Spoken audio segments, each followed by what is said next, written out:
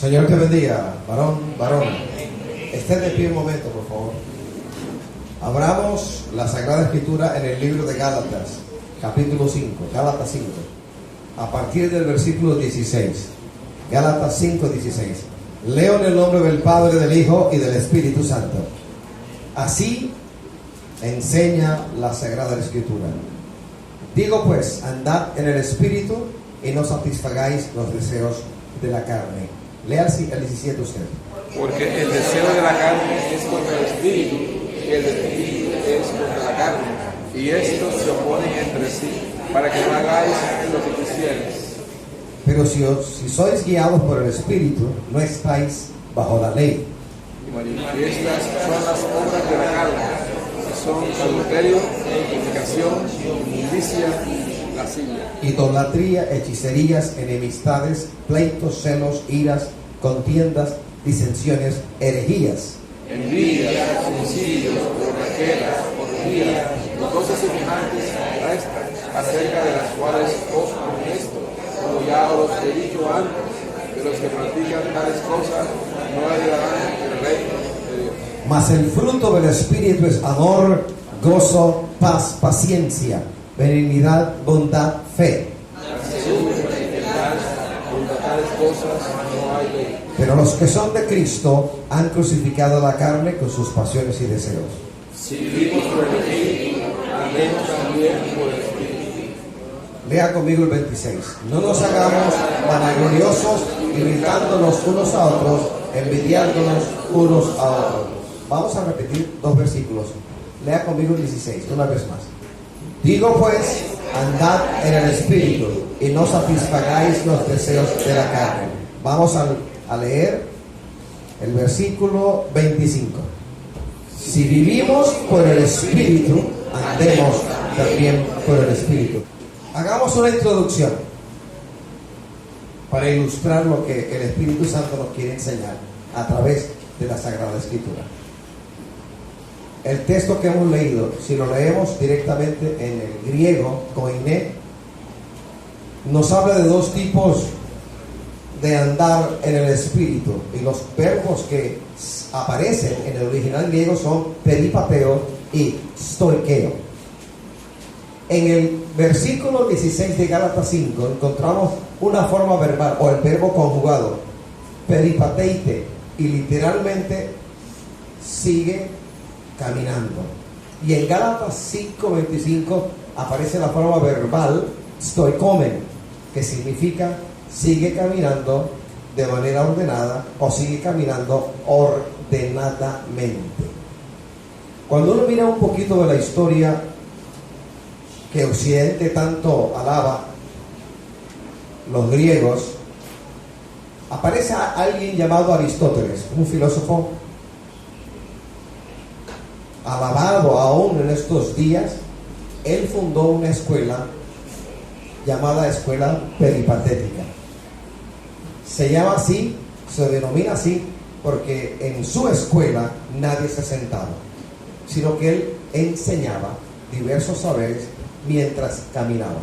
Todos caminaban, daban vueltas, iban charlando, iban hablando y nadie se sentaba. Andaban literalmente caminando. Andaban, no se sentaban. Peripato es el nombre de este sistema filosófico, de este filósofo. Y la expresión peripatetismo se conoce en filosofía como una doctrina o enseñanza de Aristóteles. Hay otro filósofo del cual se deriva lo que conocemos como estoicismo. Zenón de Sitio en Atenas fundó la escuela del estoicismo. En español tenemos el término ser estoico o resistir una prueba con el estoicismo. Entonces, ¿a qué se refiere la palabra stoikeo? El verbo stoikeo es tener dominio sobre nuestro propio cuerpo, sobre nuestros deseos, sobre nuestra sensibilidad. Y por lo tanto, cuando hablamos de estoicismo, estamos hablando de fortaleza ante la dificultad. De hecho, estoico es un adjetivo en castellano, fuerte, ecuánime ante la adversidad, que no se raja, que no va más allá, que no se desmenuza, sino que permanece de una sola pieza ante la dificultad. Ahora bien, ¿a qué estamos apuntando? A andar en el Espíritu. ¿Qué significa la expresión andar en el Espíritu? ¿A qué se refiere el apóstol Pablo en Gálatas 5:16? Cuando dice andar en el Espíritu, y que nos quiere enseñar en el capítulo 5, del versículo 25, cuando dice andemos también por el Espíritu. ¿A qué se refiere? ¿O qué enseñanza tenemos ahí? O sea, empecemos diciendo algo. Para que la cizaña, que es muy parecida en la forma externa al trigo, excepto que cuando el trigo da fruto, el fruto es abundante, tan abundante que la plantita de trigo da la impresión de que se va a descajar, se va a quebrantar por el peso del fruto. Eso no ocurre con la cizaña. La cizaña da un fruto que es medio negro y es altamente venenoso, es tóxico, produce vómito, una especie de envenenamiento leve en quienes lo consumen. Por eso, cuando se confunde la recolección del fruto de estas dos plantas y hay semilla de lo que no queremos, de la cizaña, es mejor echar eso a un lado, porque va a haber envenenamiento, va a haber intoxicación alimenticia por este pequeño grano negro y tóxico que da la cizaña. Entonces, para evitar que la cizaña entre en la medida de trigo, ¿qué hay que hacer? La medida de trigo tiene que estar llena. Cuando la medida de trigo está llena, la cizaña no puede entrar. Para evitar que la casa se llene del mal, la casa tiene que estar llena del bien. Cuando la casa está rebosante de bien, el mal no tiene cabida, no hay espacio para el mal. Cuando nuestra vida está llena del poder del Espíritu Santo, no hay espacio para nada que tenga que ver con los engañosos deseos de la carne. Cuando la casa está llena del poder de Dios, no hay espacio para que nada del mundo haga nido en nosotros. Así que la medida es sencilla, bíblicamente hablando. Debo llenar la medida de trigo, que es mi vida, para que en esta medida de trigo el mal no entre. Debo llenar mi casa de todo el bien del Señor para que el mal no entre. En esa medida nosotros evitamos que el mal entre. Vamos a quedarnos con la primera cita, Gálatas 5:16. Peripateite, andad, andad, andad, peripateite. Este andar en el Espíritu es bastante genérico, bastante general, y tiene que ver definitivamente con nuestra actividad diaria, en donde nos encontremos, en la casa, en la iglesia, fuera de la casa, fuera de la iglesia, en el trabajo, o doquier estemos. La lección de Gálatas 5:16, ¿cuál es? Que si andamos en el Espíritu todo tiempo y en todo lugar y en toda circunstancia, no le daremos oportunidad a la carne con sus pasiones y deseos.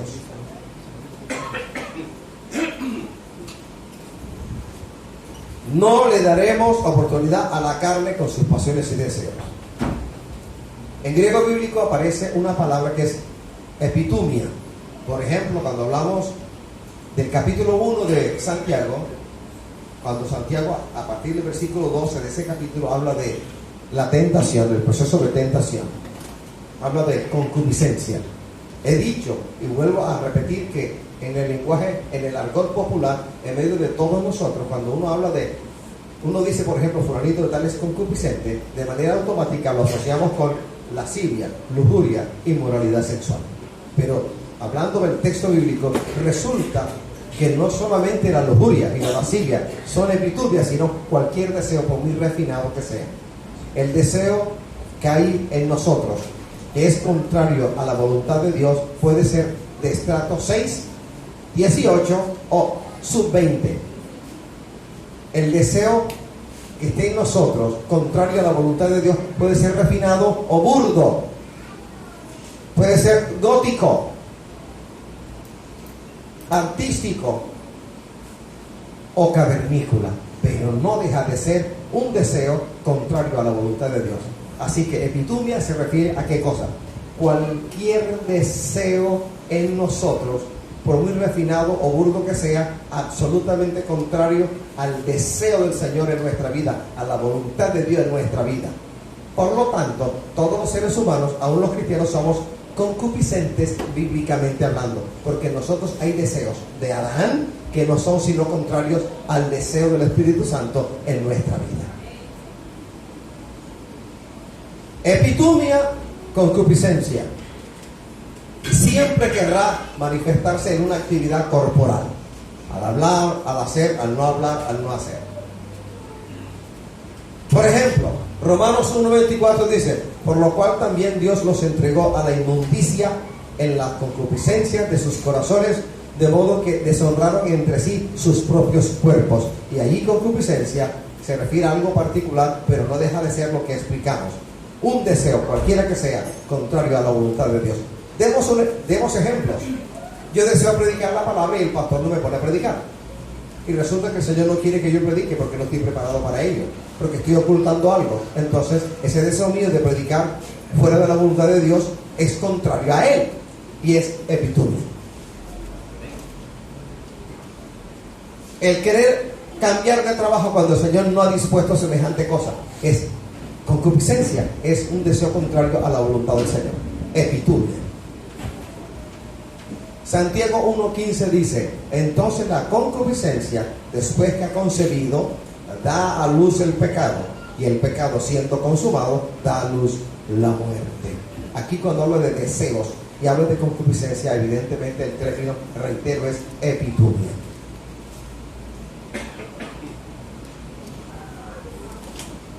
¿Qué podemos decir entonces a la luz de la palabra del Señor? Que en ti hay dos leyes. Recuérdalo. Eres por herencia adánico. Eres descendiente de Adán y de Eva. Eres descendiente del pecado. Naciste en el seno de una raza pecadora. En ti está el principio del mal. Por adopción, capítulo 8 de Romanos, hemos nacido de nuevo. Hay dos naturalezas en mí. Pablo lo ilustra de manera muy brillante en el capítulo 7 y en el capítulo 8. En el 7 habla de lo que uno es por naturaleza. En el 8 habla de lo que uno es por adopción. Cuando el Espíritu Santo nos hace nacer de nuevo y Él planta lo suyo en nuestro espíritu humano regenerado, entonces empezamos a vivir una vida diferente, una vida según el Espíritu, acomodando Dios lo espiritual a lo espiritual. Y Dios, en la persona del Espíritu Santo, habita solamente en lo que Él ha construido. La emoción humana, por muy linda, sofisticada que sea, si no viene del Espíritu Santo, es concupiscencia. Entonces, hasta cuando yo muera o el Señor venga por mí en el rapto o arrebatamiento de la iglesia, estaré en una lucha constante, lucha en la cual el Señor espera que yo, de manera voluntaria, me incline hacia Él.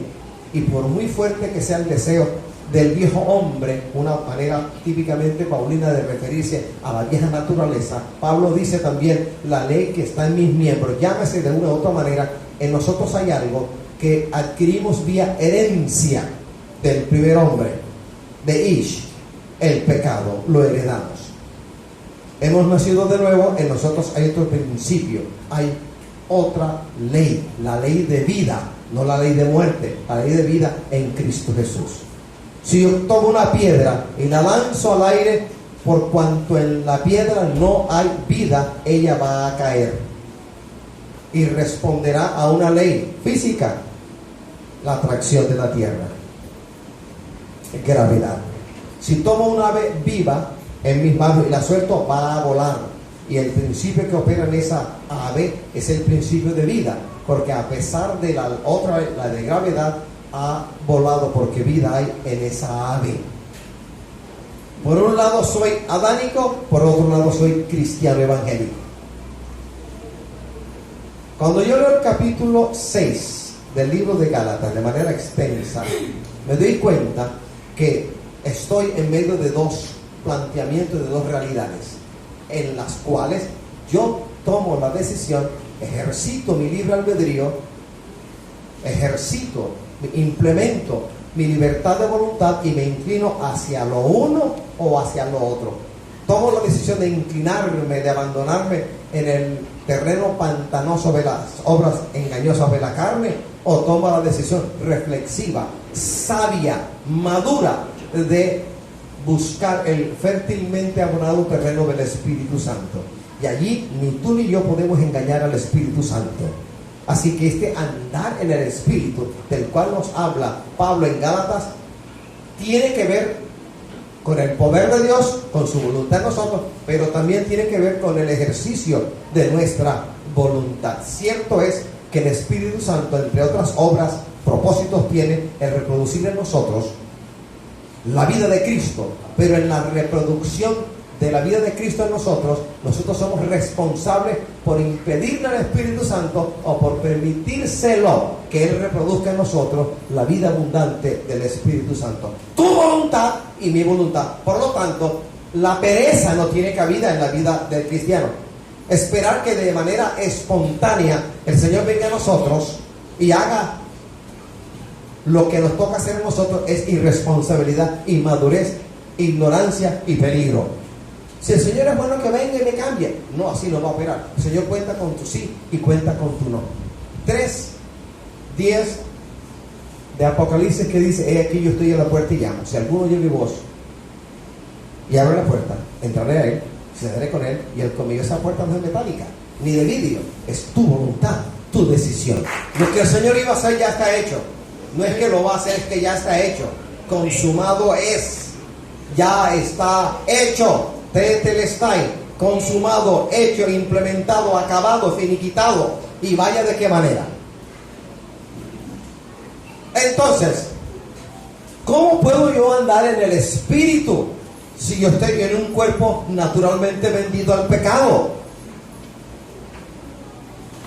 Que yo esté orando y me traigan a la memoria escenas en las cuales no estaba haciendo sino lo malo, no me va a perturbar. Le voy a decir: gracias, Señor, ese era yo.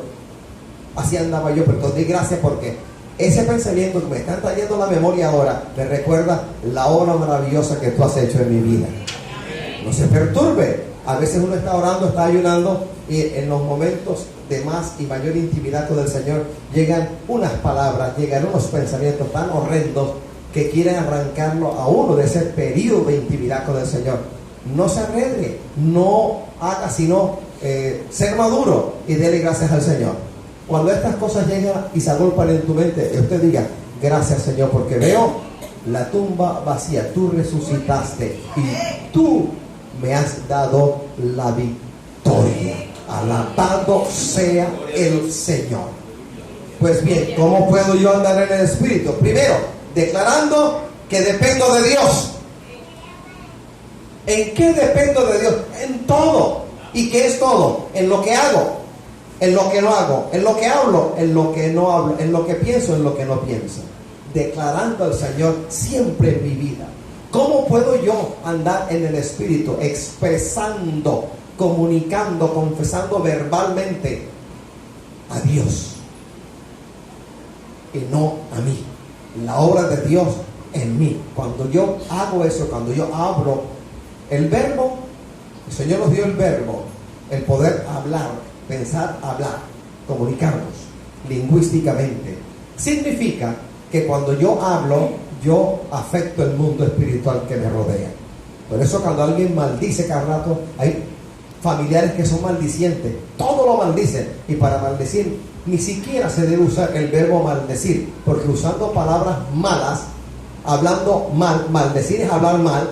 De esta manera se precipitan muchas cosas en el orden espiritual. Es como si un aguacero estuviese a punto de caer y yo lo precipito pronunciando palabras terribles. Siempre me va mal. Te apuesto que mañana vas a ver tú cómo me va a ir mal.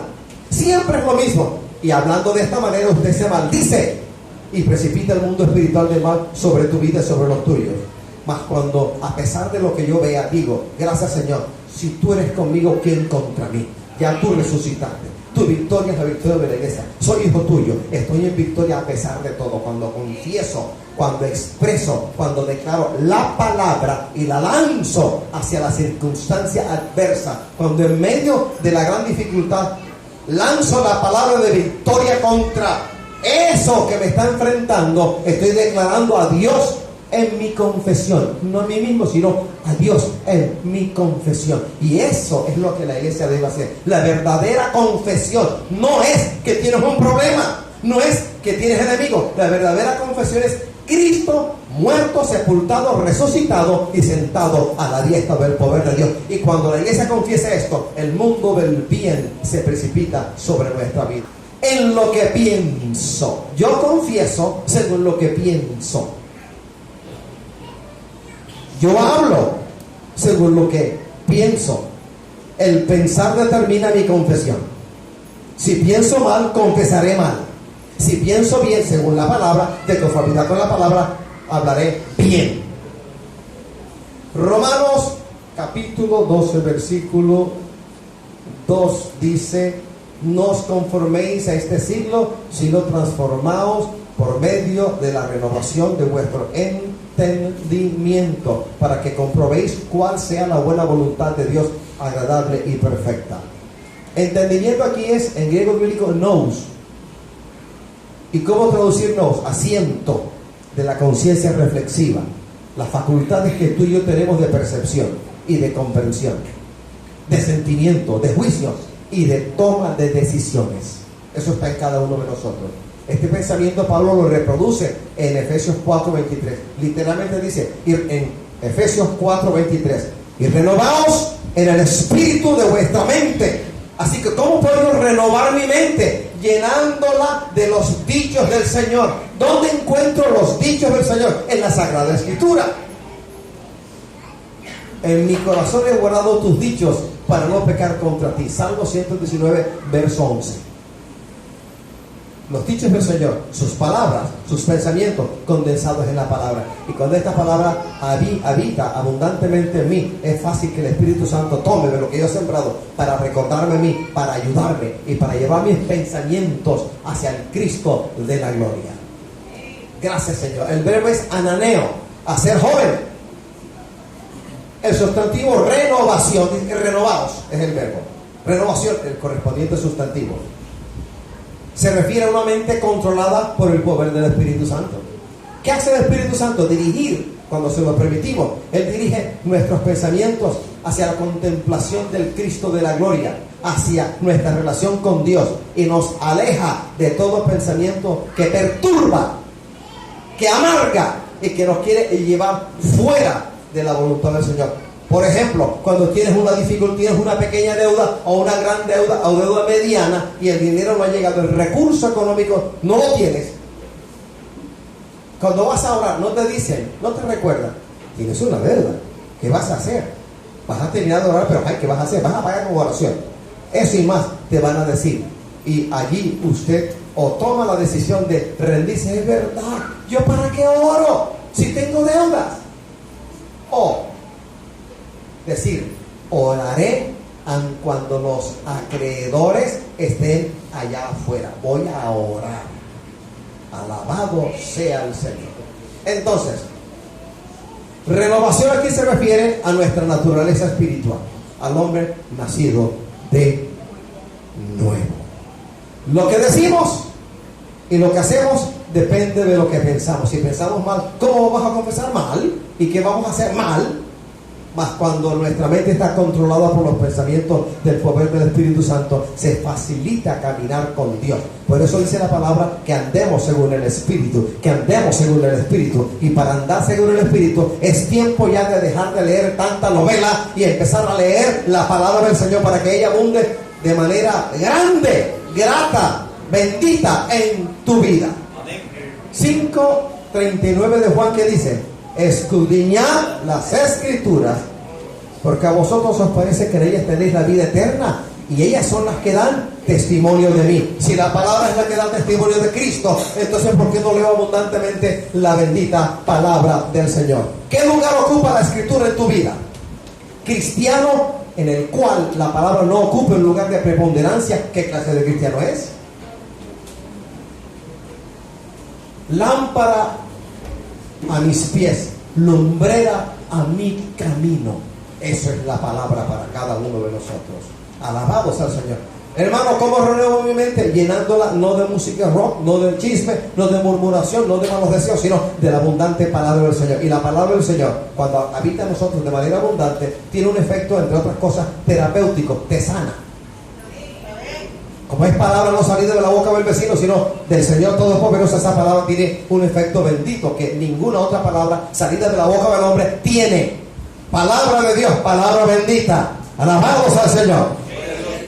Gálatas 5:25. Estoy comen. Andemos también por el Espíritu. Estoy comen. La palabra griega stoikos significa hilera, fila. Y el verbo stoikeo realmente significa caminar en fila como soldados. Eso es lo que significa. Entonces, cuando Gálatas me dice andemos también por el Espíritu, ¿qué me está diciendo? Me está recordando un andar. El andar en el Espíritu, según Gálatas 5:25, se refiere a andar en pos de una meta, de un objetivo, una dirección definida, como un ejército en coordinación con otros, de acuerdo con una regla, y esa regla la da es el poder del Espíritu Santo. Vamos a Gálatas 6:16. Y a todos los que anden conforme a esta regla, paz y misericordia sea a ellos y al Israel de Dios. Aquí la palabra nos exhorta a mantenernos en el mismo paso con los demás hermanos, en sumisión de corazón al Dios del cielo, en sumisión al Espíritu Santo. Y por ello se nos ordena, se nos exhorta, se nos manda a mantenernos en el mismo paso con Cristo Jesús. Si el Señor va para allá, yo debo ir para allá. El interés del Señor es ese debe ser mi interés. El Señor está ocupado en algo, yo debo estar ocupado en algo. La iglesia que va detrás del Señor, que va con el Señor, procurando decir lo que Él anda diciendo, procurando hacer lo que Él está haciendo.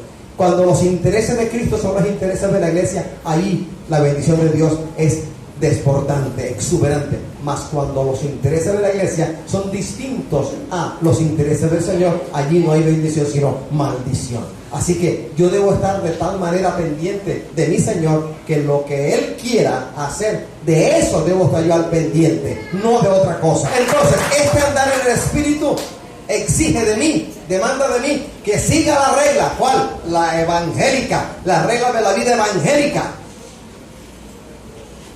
Y andar en el Espíritu de Gálatas 5:25 desnuda el individualismo, arranca, abofetea todo tipo de actitud individualista, de egoísmo, de egocentrismo, y quita toda obstrucción, aleluya, que quiere interponerse entre el Señor y nosotros.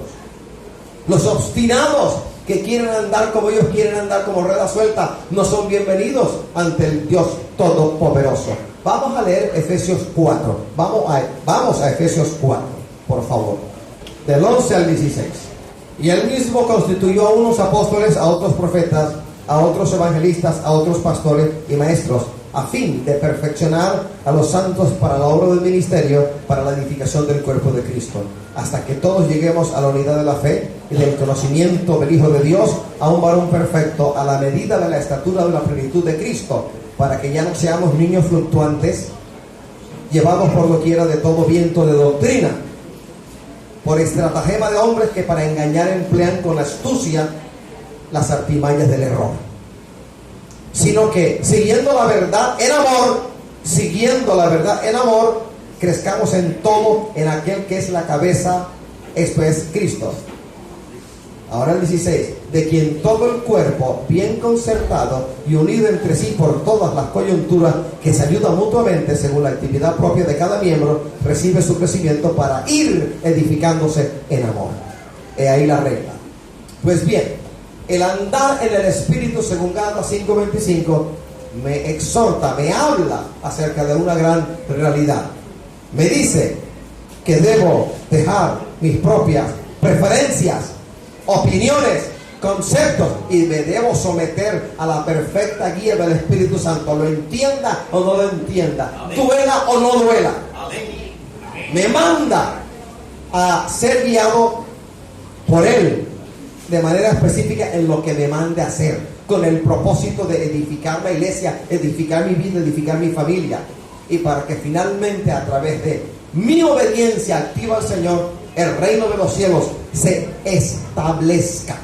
No hemos entendido o no queremos entender que cuando el Señor nos ha llamado y derrama dones y nos llama a la obra del ministerio, eso que nos ha dado tiene como propósito que el reino de los cielos se ensanche, que le sirvamos a Él, porque en la casa del Señor no hay muchos señores, hay uno solo, Jesucristo el Señor. Y en la casa del Señor somos unos simples mayordomos, unos simples administradores, unos simples doulos, somos unos simples sirvientes, esclavos, como quiera decirlo. En la casa del Señor no hay ningún Señor, sino Él. Los demás somos según el Señor nos ha colocado en el cuerpo del Señor Jesucristo. Así es que no es lo que yo quiera, sino lo que el Señor quiera para mi vida.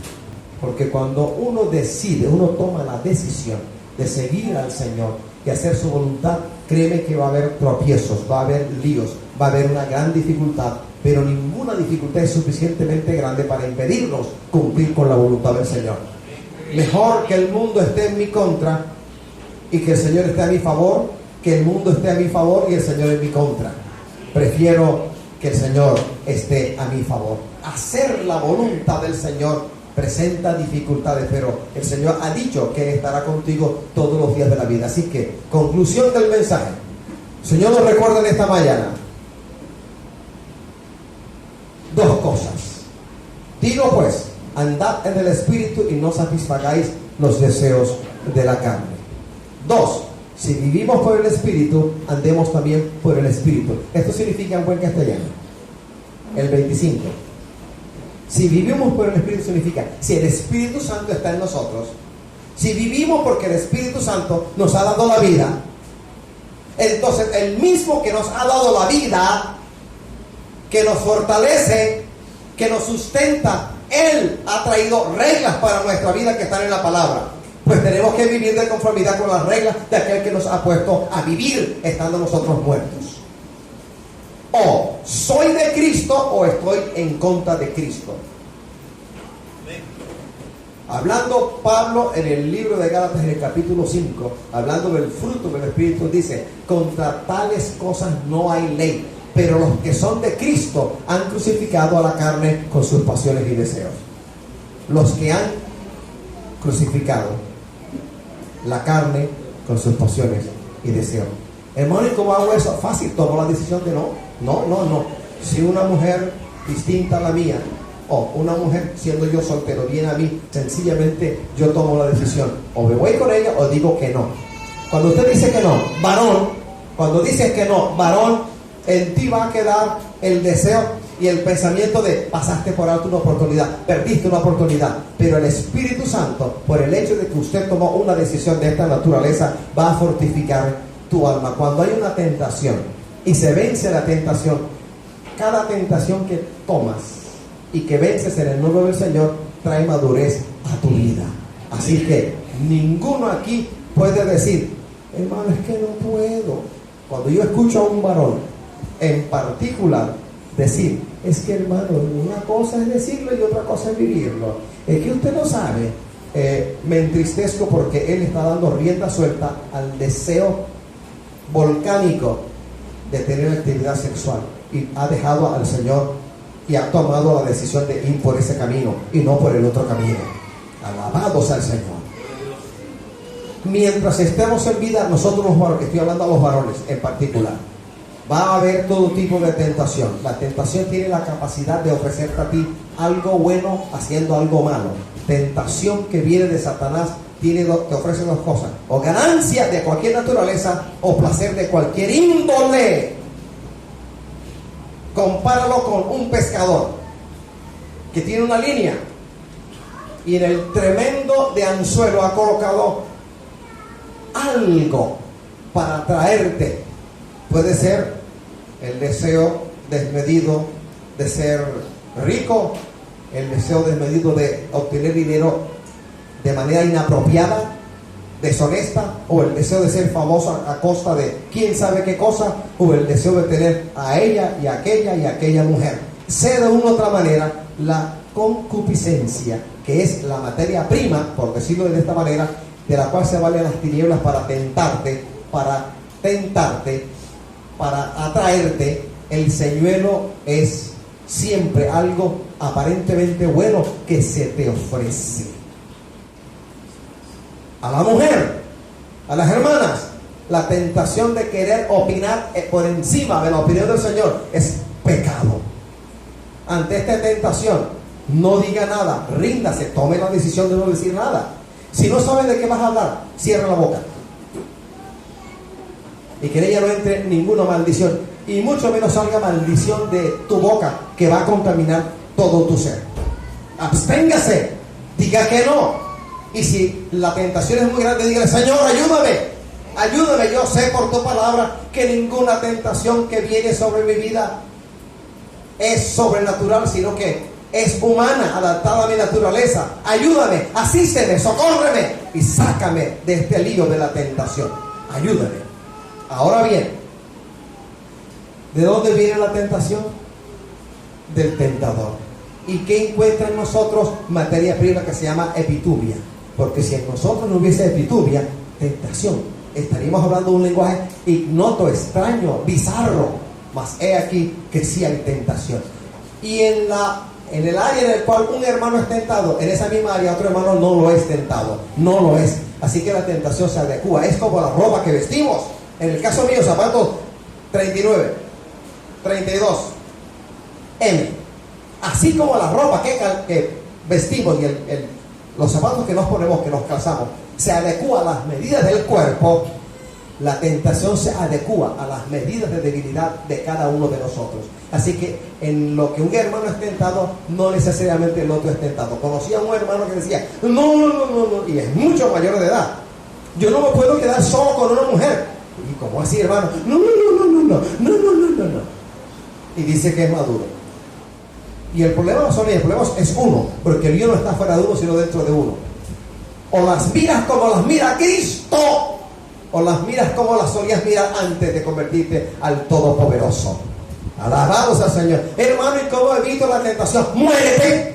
Cuando te mueras, entonces ya no habrá epitubia en tu vida. Mientras tanto, mientras Cristo viene y estamos en vida, tenemos la ocasión de vencer la tentación en el nombre del Señor. Amén. Anda en el Espíritu. Deja el chisme, deja la murmuración, deja de estar odiando al hermano, deja de estar deseando el mal al prójimo. Ora, arrepiéntete de tu pecado y haz la voluntad del Señor. No andes buscando cosas raras, bizarras en la palabra. Es claro, el Señor te ordena que andes en el Espíritu. Y andar en el Espíritu es hacer la voluntad del Señor. No asumir una actitud extraña. Y no estar volátil, como a 1 metro más o menos de la superficie de la tierra, porque eres tan espiritual que andas volando. Eres volátil, eres ave. No, Señor. Andando con la familia, saludando al uno, saludando al otro, pero dándole lugar a que el Espíritu Santo haga en ti la obra. Alabado sea el Señor. Póngase de pie, hermano.